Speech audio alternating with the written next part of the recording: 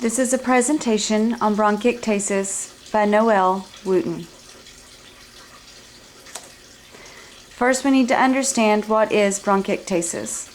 According to the National Heart, Lung, and Blood Institute, bronchiectasis can be defined as a chronic dilation of the bronchi, which leads to obstruction of the large airways and collapse of the alveoli within the lung. There is an impaired ability to expel mucus due to the obstructed airways. This impairs gas exchange, resulting in respiratory acidosis and hypoxemia. And why is this important? Why should we care about bronchiectasis? Well, I'll tell you. Because people die needlessly every day of this disease. This kills mothers, fathers, grandfathers, uncles, brothers, and sisters. There is no cure for bronchiectasis. People don't even realize what it is many times because it is so uncommon. Here's an image that shows what happens when the body is affected by bronchiectasis. In the upper right-hand corner is a normal bronchiole. Just below it shows the accumulation of mucus, and the muscles along the bronchiole attempt to dilate to compensate for the mucus which causes the obstruction.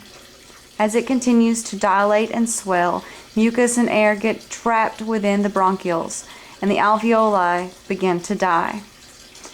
As this progresses, the person finds it harder and harder to breathe, and the bases of the lungs become diminished.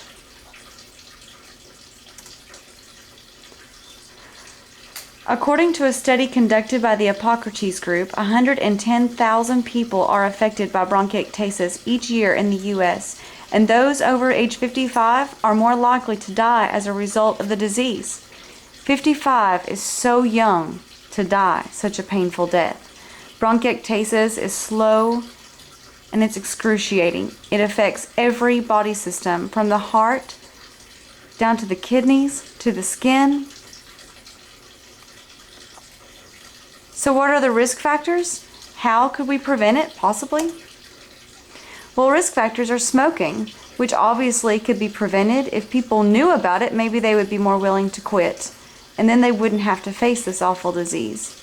Cystic fibrosis is congenital, but if we could find a cure for cystic fibrosis, we could find a cure for bronchiectasis. Recurrent respiratory infections, history of scarlet fever, both of those cause scarring in the lungs. Long-term exposure to environmental hazards, immunodeficiency, and primary ciliary dyskinesia. All of the last of these can be prevented through simple health promotion activities, such as eating right, staying out of high pollutant areas, wearing respirator masks when you have to work around toxic chemicals, protecting your immune system by way of nutrition and exercise, and not smoking. How would you know if you or a loved one had bronchiectasis? The key symptoms are shortness of breath, a thick mucus which is hard to expel, palpitations in the heart, and cyanosis, which is a bluish tint to the lips and fingers, usually.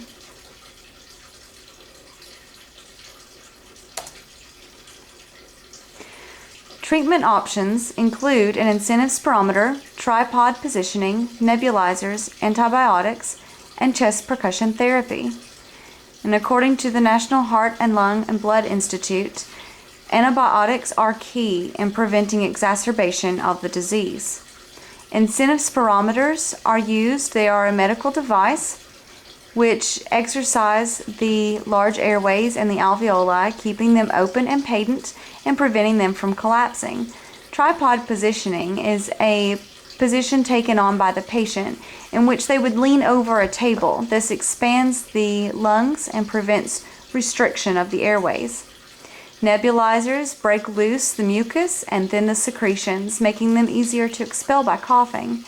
Antibiotics, as I have before mentioned, are key in preventing infections from reoccurring. Reoccurrent infections is the #1 killer of bronchiectasis patients, according to the National Heart, Lung, and Blood Institute. Chest percussion therapy. This breaks loose secretions and makes them easier to expel. These were the references that I used on my project. They include the Hippocrates group online, also PubMed Health online, the Respiration International Journal of Thoracic Medicine, and the National Heart, Lung, and Blood Institute.